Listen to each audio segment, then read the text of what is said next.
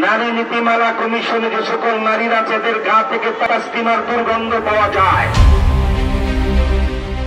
তসলিমার শরীর থেকে তো সুগন্ধি বেরোয়, ওরা দুর্গন্ধ পেল কোথায়? এমন প্রশ্ন রাখেন নির্বাসিত লেখিকা তসলিমা নাসরিন। হেফাজতে ইসলাম নারী বিষয়ক সংস্কার কমিশন বাতিল সহ 4 দফা দাবিতে গতকাল শনিবার ঢাকায় মহাসমাবেশ করে। সেই সমাবেশের একটি ভিডিও নিজের সামাজিক মাধ্যম ফেসবুকে শেয়ার করে এমন মন্তব্য করেন তসলিমা নাসরিন।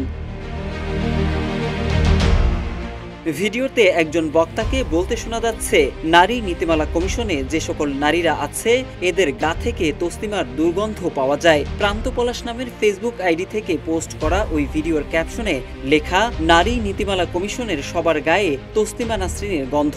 এই নীতিমালা বাস্তবায়ন করলে 36 ঘন্টায় ডক্টর ইউনূসকে ফেলে দেবে হেফাজতে ইসলাম। ওয়ালটন আবারও মিলিয়নিয়ার অফারে ওয়ালটন ফ্রিজ কিনে আপনিও হয়ে যেতে পারেন মিলিয়নিয়ার। এদিকে ভিডিওটি শেয়ার করে দুর্গন্ধের ব্যাখ্যায় সুগন্ধির কথা টেনেই থেমে থাকেননি তসলিমা নাসরিন। তিনি মাত্র কয়েক ঘন্টার ব্যবধানে ইসলামকে ইঙ্গিত করে ফেসবুকে আরও 2টি পোস্ট করেন। পোস্টে লেখেন, জিহাদিরা দুনিয়ার বুদ্ধিমতী নারীদের এত ঘৃণা করে যে তাদের বেশ্যা বলে সম্বোধন করে। নির্বাসিত এই লেখিকা আরও লেখেন, তারা জান্নাতের বেশ্যাদের এত ভালোবাসে যে তাদের সঙ্গে মিলিত হওয়ার লোভে তাদের হুরপরি বলে সম্বোধন করে।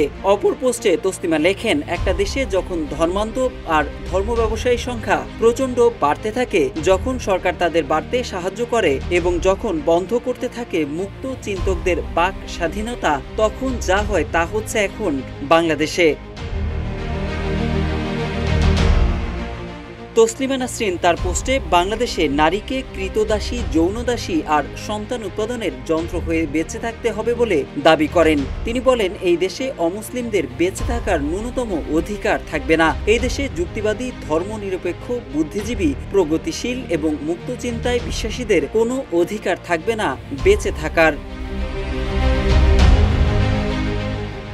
সর্বশেষ তসলিমা লেখেন, এই দেশ অন্ধকারে তলিয়ে যাচ্ছে। পাল পাল হিংস্র হায়েনা এই দেশে লাফিয়ে বেড়াবে। তিনি লেখেন, তারা দূর থেকে ওদের হাসির শব্দ শুনবেন শুধু। এর আগে গত 23 এপ্রিল ইসলাম ধর্মকে নিয়ে বিতর্কিত পোস্টে তসলিমা নাসরিন, ইসলাম যতদিন বেঁচে থাকবে ততদিন সন্ত্রাস বেঁচে থাকবে বলে মন্তব্য করেছিলেন। মোহাম্মদ সাইফুল ইসলাম, ইত্তেফাক।